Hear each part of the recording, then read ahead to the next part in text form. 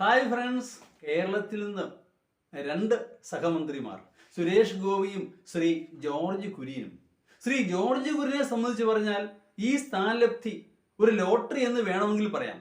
എന്നാൽ BJP ഒന്നുമല്ലാതിരുന്ന കാലത്ത്, എന്തെങ്കിലും ആകുമെന്ന് യാതൊരു പ്രതീക്ഷയും ഇല്ലാതിരുന്ന കാലത്ത് അചഞ്ചലമായ പാർട്ടി ഭക്തി പ്രകടമാക്കിയ ആളാണ് ശ്രീ ജോർജ് കുര്യൻ.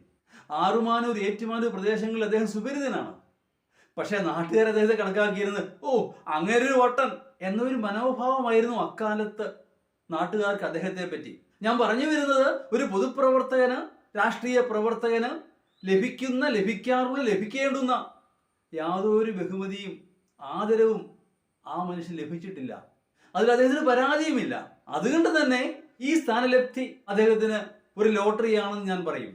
പക്ഷെ അതിൽ നമ്മൾ മനസ്സിലാക്കേണ്ട കാര്യം, ശ്രീ ജോർജ് കുര്യനെ മന്ത്രിയാക്കിയത് ക്രിസ്ത്യാനിയാണ് എന്ന് പരിഗണനകൊണ്ട് തന്നെയാണ്.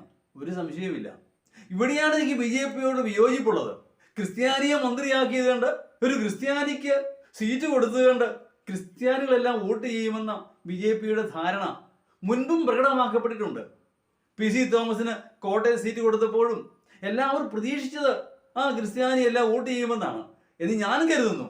അല്ലെങ്കിൽ ശ്രീ അൽഫോൺസ് കണ്ണന്താനത്തെ മന്ത്രിയാക്കിയത് ഈ പരിഗണനയുടെ പേരിലാണ്. പക്ഷെ കേരളത്തിലെ ക്രിസ്ത്യാനികൾ പൊതുവെ രാഷ്ട്രീയ അവബോധമുള്ളവരാണ്. അവരെല്ലാ കാര്യം നോക്കി കാണാറുണ്ട്. വിമർശന ബുദ്ധിയാ. ഒന്നും വേണ്ട, മണിപ്പൂർ തന്നെ എടുക്കുക. 2 സീറ്റ്, 2ലും BJP 8 നിലയിൽ പൊട്ടി. അവിടെ കോൺഗ്രസ് ആണ് ജയിച്ചത് എന്ന് പറഞ്ഞാൽ ജനങ്ങളെല്ലാം കണ്ടുകൊണ്ടിരിക്കുന്നു എന്നാണ് ഇതിന്റെ അർത്ഥം.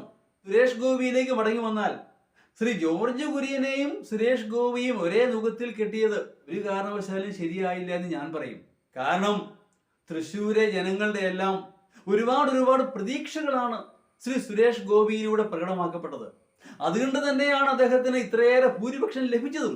മുന്നണി ബന്ധങ്ങൾക്ക് അതീതമായി എല്ലാവരും അതിന് വോട്ട് ചെയ്തു. പക്ഷേ BJP അതിന് തണുപ്പൻ പ്രതികരണമാണ് നൽകിയത്. കേരളത്തോട് BJPക്ക് ഒരു ചിറ്റമ്മ നയം എക്കാലം ഉണ്ടായിരുന്നു.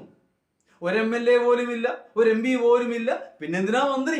ഇപ്പൊ ഇതാ വൻ ഭൂരിപക്ഷത്തോടെ ഒരു MP ജയിച്ചു വന്നിരിക്കുന്നു. പക്ഷേ എന്ത് ലഭിച്ചു? ക്യാബിനറ്റ് പദവി കിട്ടിയില്ല. സ്വതന്ത്ര ചുമതലയുള്ള സഹമന്ത്രി എങ്കിലും ആക്കാമായിരുന്നു, അതുമാക്കിയില്ല. എന്ന് പറഞ്ഞാൽ കോരന് കുമ്പിളിൽ കഞ്ഞി. കേരളത്തിന് ഇത് മതി, അത്ര തന്നെ. കേരളത്തിന് ചെറുകാല ആവശ്യങ്ങൾ ഇങ്ങനെ നീണ്ടു കിടക്കുകയാണ്.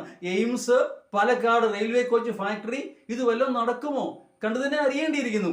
അല്ലെങ്കിൽ തന്നെ സഹമന്ത്രിമാർക്ക് കേന്ദ്രത്തിൽ കാര്യമായ പണിയൊന്നുമില്ല.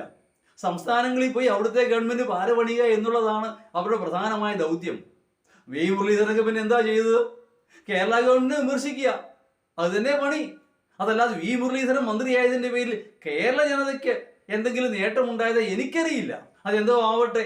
ഏതാണെങ്കിലും സുരേഷ് ഗോപിക്ക് അർഹിക്കുന്ന അംഗീകാരം കിട്ടിയില്ല.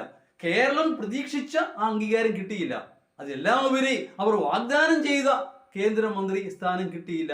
വെറുതെ ഒരു സഹമന്ത്രി. ഒരു ഉദാഹരണം എടുക്കുക. നമ്മുടെ മോഹൻലാലിനോട് BJP പറയുകയാണ്, കേന്ദ്രത്തിലൊരു പണിയുണ്ട്, പ്രധാനമന്ത്രി ഓഫീസിൽ പാറാവും. അദ്ദേഹം എങ്ങനെ പ്രതികരിക്കും? അദ്ദേഹം ഒന്ന് ചിരിക്കും, അത്ര തന്നെ. അതുപോലെ ഒരു സഹമന്ത്രിയുടെ പണിയുള്ളൂ. അവിടെ കേന്ദ്രമന്ത്രിമാരുടെ പണി പാറാവാം. എന്ന് പറഞ്ഞാൽ BJP മന്ത്രിസഭയിൽ നരേന്ദ്രമോദി അല്ലാതെ മറ്റാർക്കും പ്രസക്തിയില്ല. ബാക്കിയുള്ളവരെല്ലാം ഒരു വേറാൻ മൂളികൾ മാത്രം. അങ്ങനെയുള്ള മന്ത്രിസഭയില് ഒരു സഹമന്ത്രി ആയതുകൊണ്ട് ആർക്കെന്ത് പ്രയോജനം? കണ്ടറിയേണ്ടിയിരിക്കുന്നു. ബാക്കിയെല്ലാം കത്തിരുന്ന് കാണാം.